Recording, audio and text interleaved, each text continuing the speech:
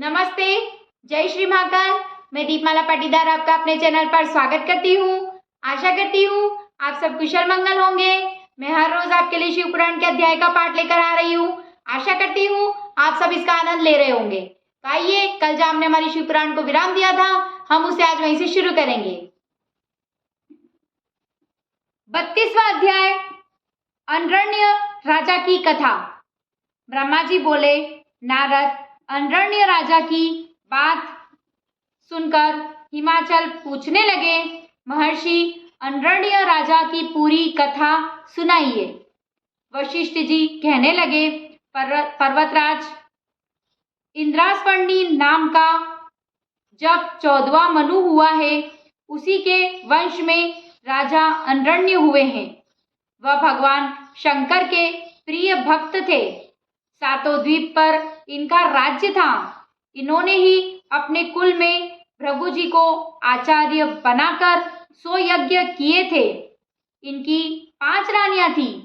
100 पुत्र तथा लक्ष्मी के समान परम सुंदरी पद्मा नाम की एक कन्या थी। यह कन्या राजा और रानियों को बहुत प्यारी थी।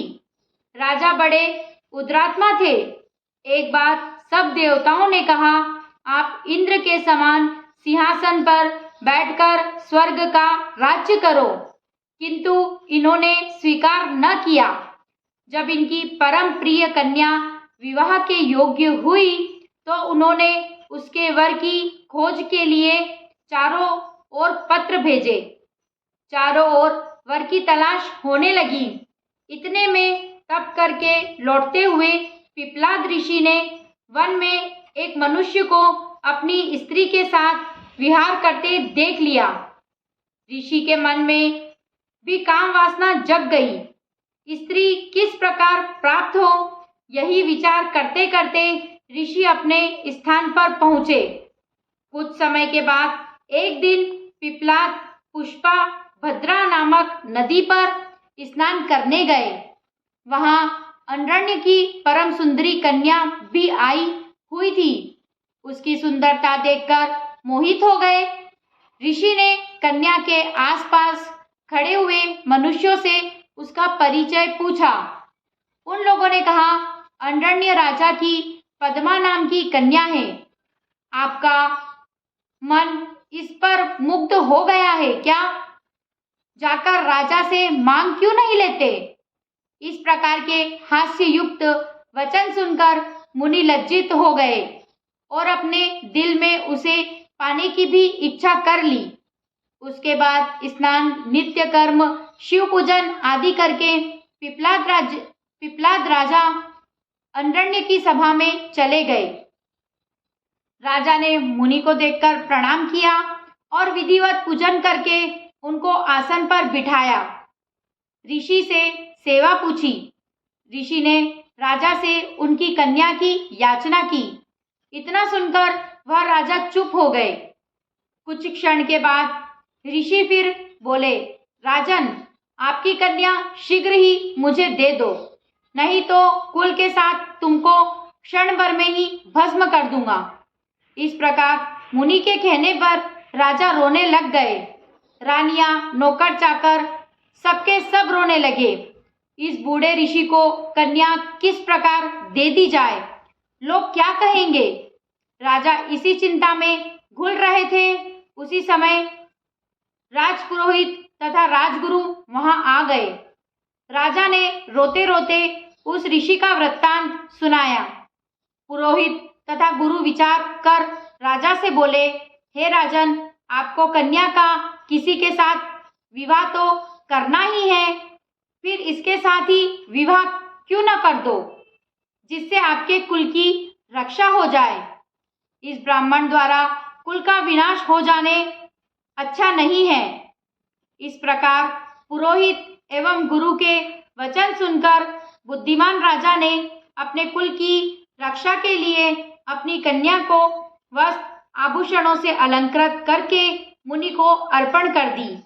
मुनि ने भी विधि पूर्वक पद्मा के साथ विवाह करके अत्यंत प्रसन्न होकर राजा से विदा होकर अपने स्थान को गए। इस शोक में राजा राजपाट छोड़कर वन में चले गए और रानी भी वन में चली गई। पति तथा कन्या का स्मरण करके रानी की मृत्यु हो गई। इधर घर में भी सारा परिवार नौकर चाकर राजा के बिना दुखित हुए। राजा अंडरण्य ने वन में जाकर तप करके भगवान शंकर को प्रसन्न किया और शिवलोक को प्राप्त हो गए। अंडरण्य राजा के बड़े पुत्र कीर्तिमान राज्य करने लगे। वशिष्ठ जी ने कहा, हिमाचल राज, इस प्रकार अंडरण्य राजा ने अपनी कन्या को देकर अपना कुल धन आदि सबकी रक्षा कर ली, इसलिए अब तुम भी अपनी कन्या शिव को अर्पण करके सब देवताओं को अधीन कर लो। 33वां अध्याय, पद्मा पिपलाद की कथा। ब्रह्मा जी बोले, नारद जी हिमाचल अंडरण्य की कथा सुनकर कहने लगे, मुनिवर, आपने बहुत सुंदर कथा सुनाई है। अब कृपा करके पिपलाद की कथा सुनावे। पद्मा के साथ विवाह कर ऋषि ने कहाँ निवास किया और क्या किया? वशिष्ठ जी बोले, पर्वतराज, वह पिपलाद अत्यंत वृद्ध थे, कमर झुक गई थी, कांप कांप कर चलते थे। इस प्रकार बूढ़े मुनि पद्मा के साथ विवाह करके अपनी कुटिया पर निवास करने लगे। वह पद्मा साक्षात लक्ष्मी थी। अपने पति को साक्षात विष्णु समझकर उसकी सेवा पूजा करने लगी। एक दिन पद्मा स्वर्णदा नामक नदी पर स्नान करने गई। उसकी परीक्षा लेने के लिए स्वयं धर्मराज वहां आए। उन्होंने राजाओं जैसे सुंदर रूप धारण किया हुआ था। वस्त्र आभूषणों से शोभायमान नवयुवक कामदेव के समान लग रहे थे। रथ पर बैठे हुए थे। उस पद्मा के भाव जानने के लिए मार्ग में ही उससे कहने लगे, सुंदरी, तुम तो राजरानी बनने के योग्य हो, बूढ़े पिपलाद के योग्य तो नहीं हो। यह बूढ़ा कब तक जिएगा जो मौत के घाट पर बैठा है? इसी कारण इस बूढ़े को त्याग कर मेरे साथ चली चलो, मैं तुम्हें हृदय की रानी बनाऊंगा। इस प्रकार कहकर राजकुमार बने हुए धर्मराज रथ से उतरे और पद्मा को पकड़ने के लिए तैयार हो गए। तब तो पद्मा थोड़ा हटकर क्रोध में आकर कहने लगी, अरे ओ पापी, दूर हट, मेरे शरीर का स्पर्श मत कर, नहीं तो शीघ्र ही नष्ट हो जाएगा। तुम कामदेव से अंधे होकर मेरा पतिव्रत धर्म नष्ट करना चाहते हो। अपने परम पूज्य महातेजस्वी महर्षि पिपलाद को त्याग कर मैं स्त्री लंपट महाकामी दुराचारी तुम्हारे साथ क्यों चलूं? याद रख मूर्ख, यदि तू मुझे बुरे भाव से देखेगा तो शीघ्र ही नष्ट हो जाएगा। ब्रह्मा जी बोले, नारद जी, इस प्रकार पद्मा ने जब उसे शाप दे दिया तो उसने अपना राजाओं जैसा रूप त्याग दिया और अपने धर्म के रूप में आकर कांपते कांपते बोला, माता, मैं धर्म हूँ, जो कि ज्ञानियों के गुरु का भी गुरु है। मैं वही हूँ, सदा पर स्त्रियों को अपनी माता मानता हूँ। मैंने तो केवल आपकी परीक्षा के लिए सब कुछ किया है। वह मैंने आपके पतिव्रत धर्म की भली भांति परीक्षा कर ली है। मैंने यह कोई अनुचित नहीं किया था। मुझे ईश्वर ने इसीलिए प्रकट किया है कि धर्मात्मा पुरुष धर्म संबंधी परीक्षा लेकर उन्हें धर्म में दृढ़ करता रहूं। अब आपने मुझे शाप दे डाला, उसका क्या होगा? नारद जी, धर्मराज इतना कह पद्मा के प्रतिव्रत धर्म से प्रसन्न होकर चुपचाप खड़े हो गए। तब पद्मा अंडरण्य की पुत्री आश्चर्य में आकर कहने लगी, धर्मराज, तुम तो समस्त जीवों के कर्मों के साक्षी हो। मेरी परीक्षा के लिए ढोंग क्यों रचा? अब इसमें मेरा क्या वश है? मैं आपको शाप तो दे चुकी हूँ, मेरा शाप अन्यथा तो हो नहीं सकता। अस्तु धर्म, तुम 4 पाद वाले हो। सतयुग में तुम्हारे 4 पाद रहेंगे, त्रेता में 3 पाद होंगे, द्वापर में 2 होंगे, कलयुग में एक भी पाप न होगा। फिर सतयुग लगने पर 4-5 पहले की तरह हो जाएंगे। नारद पतिव्रता के वचन सुनकर धर्म प्रसन्न होकर बोले, पतिव्रता पद्मा, तुम धन्य हो। तुम अपने पति के चरणों में सदा प्रेम करोगी। तुम्हारा पति जवानी को प्राप्त हो जाएगा। उसकी जवानी स्थिर रहेगी। मार्कंड के समान बड़ा आयु वाला, कुबेर के समान धनी, इंद्र जैसा वैभववान, सुंदर स्वरूप वाला धर्मात्मा रतिशर होगा। अपने पति द्वारा 10 पुत्र होंगे। वे भी गुणवान तथा दीर्घायु होंगे। वशिष्ठ जी बोले, इस प्रकार धर्म से वर पाकर पद्मा प्रसन्न होती हुई अपने घर आई और धर्म भी पद्मा की प्रशंसा करते करते अपने धाम को चले गए। घर में पहुंचकर धर्म के दिए वर के अनुसार अपने पति को पद्मा जवान हुआ देखकर प्रसन्न हुई और उसके साथ सुख विलास में मग्न हो गई। कुछ समय के बीत जाने पर पति द्वारा उसे अधिक गुण संपन्न 10 पुत्र प्राप्त हुए। पर्वतराज, इस प्रकार वे दोनों स्त्री पुरुष अत्यंत सुखी हो गए। इनको सुनकर अपनी पत्नी से बोला, हे देवी, अब तुम देर न करो, पुत्री पार्वती शिव जी को अर्पण कर दो। 34वां अध्याय, सप्त ऋषियों का शिव के पास आगमन। ब्रह्मा जी बोले, नारद जी, इस प्रकार हिमाचल को कथा सुनाकर वशिष्ठ जी चुप हो गए। तब हिमाचल बोले, ऋषिगण, अब मेरा संशय मिट गया है। मेरी धन संपत्ति, स्त्री, पुत्र, कुलत्र, कन्या एवं मेरा शरीर भी भगवान शंकर के अर्पण है। मैं अपनी पुत्री पार्वती को वस्त्र आभूषण से अलंकृत करके भगवान शंकर को देने के लिए तैयार हूँ। मेरा संकल्प दृढ़ हो गया है। यह सुनकर सप्तऋषि कहने लगे, पर्वतराज धन्य हो। हम तो यही कहेंगे कि भगवान शंकर भिखारी हैं और आप दाता। उन्हें अपनी पार्वती रूपी भिक्षा अवश्य दें। यह कहकर श्री पार्वती जी के मस्तक पर हाथ फेरते हुए बोले, पुत्री, तुम्हारा मंगल हो। यह कहकर पुष्प फल आदि देकर आशीर्वाद देने लगे। इधर अरुंधति जी ने भगवान शंकर के गुणों से मीना को मोहित करके लोक रीति के अनुसार हल्दी रोरी आदि से पत्थर पूजन मार्जन आदि कराकर 4 दिन के बाद लग्न भी धरा दी। उसके बाद अत्यंत आनंद के साथ सातों ऋषि अरुंधति के साथ भगवान शंकर के पास चले गए।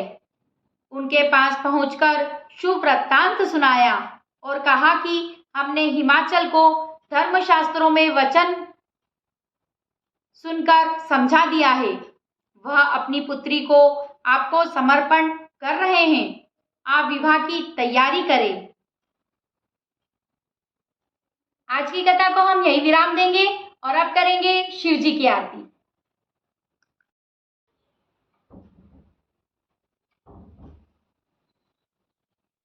ओम जय शिव ओंकारा, प्रभु हर शिव ओंकारा। ब्रह्मा विष्णु सदा शिव, ब्रह्मा विष्णु सदा शिव, अर्धांगी धारा। ओम जय शिव ओंकारा, एकानन चतुरानन, पांचानन राजे शिव पांचानन राजे। हंसानन गरुड़ासन, हंसानन गरुड़ासन, विश्वाहन साजे। ओम जय शिव ओंकारा, 2 भुज 4 चतुर्भुज, 10 भुज से सोहे शिव 10 भुज से सोहे। तीनों रूप निरखता, शिव जी का रूप निरखता, त्रिभुवन मन मोहे। ओम जय शिव ओंकारा, अक्षमाला वनमाला, मुंडमाला धारी शिव मुंडमाला धारी। चंदन मृग मृग चंदा, चंदन मृग मृग चंदा, भोले शुभकारी। ओम जय शिव ओंकार।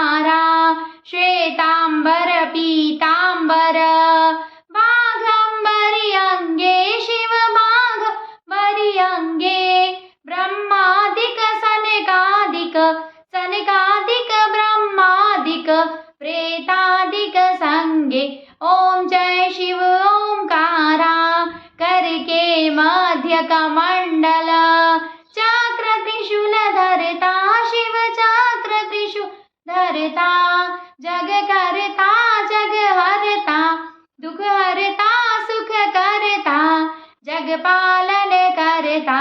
ओम जय शिव ओंकारा, ब्रह्मा विष्णु सदा शिव, जानत अविवेका शिव जानत अविवेका, प्रणवाक्षर के मध्य यह तीनों एका। ओम जय शिव ओंकारा। त्रिगुण स्वामी जी की आरती, जो कोई नर गावे शिव, जो कोई जन गावे। कहत शिवानंद स्वामी, कहत हरा हर स्वामी, मनवांछित फल पावे। ओम जय शिव ओंकारा, ओम जय हर हर महादेव।